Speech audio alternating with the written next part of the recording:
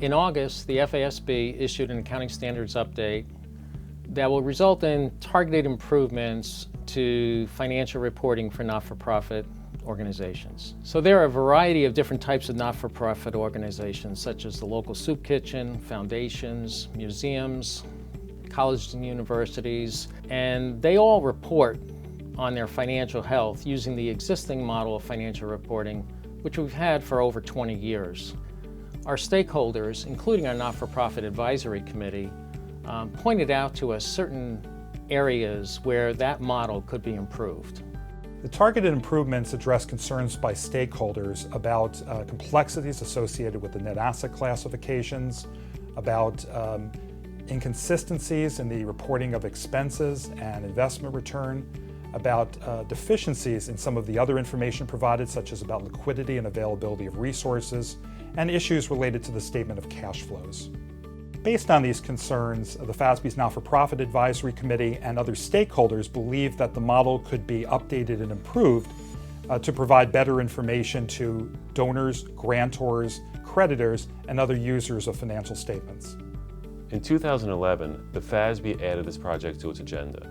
The objective was to improve information in the financial statements about how a not-for-profit classifies its net assets, as well as its financial performance, its liquidity, and its cash flows. Additionally, the goal here was to try to improve how a not-for-profit is able to tell its story. The board issued an exposure draft in April of 2015.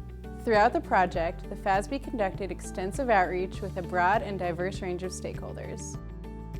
The FASB received more than 260 comment letters on the proposal, held 3 public roundtables, 10 workshops, and many other meetings with stakeholders, including preparers, users, and practitioners, to gather input and feedback.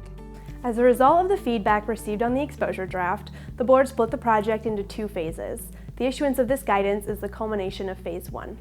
The board listened closely to the feedback it received on the proposal, made some revisions, and ultimately provided updated, simplified, and improved presentation and disclosure guidance concerning net asset classes, expenses, investment return, liquidity and availability of resources, and operating cash flows. Under this standard, a not-for-profit will be able to provide more relevant information to allow users to understand about its resources and changes in those resources during a period. The information will be helpful to users such as creditors, grantors, and donors in assessing a not-for-profit's availability of resources to meet cash needs, its liquidity and its financial flexibility, its financial performance, its service efforts and the ability to provide services in the future, as well as the execution of its stewardship function.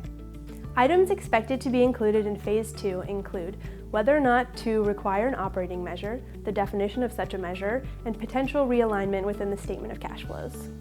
The feedback we received on our exposure draft that we issued in 2015 was critical to the board in terms of making a decision to divide the project into 2 phases, and the continued engagement and feedback was crucial in us reaching the decisions that we reached that are reflected in the ASU that we just issued. And your continued feedback and engagement will be critical as we move on to Phase 2 of the project.